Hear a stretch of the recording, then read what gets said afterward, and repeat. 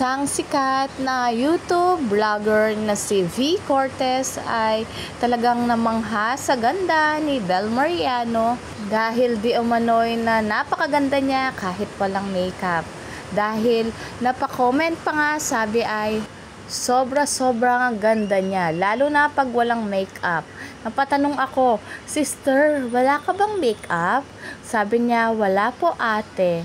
Sabi ko, sobrang ganda mo. Totoong-totoo yan. Dahil kapag nakita mo si Bel sa personal, talagang mapapamangha ka sa kanyang ganda. Kung maganda na siya sa camera, pero mas maganda siya sa personal.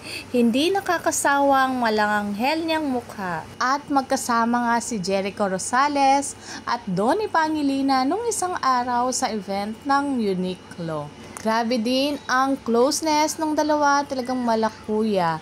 Talagang binuhat ni Jericho si Donnie sa maraming tao. During interview nga ay napatanong ang dalawa, ano nga bang AAA? Sabi nga ng mga netizen, tanong nyo kay Belinda, alam niya yan.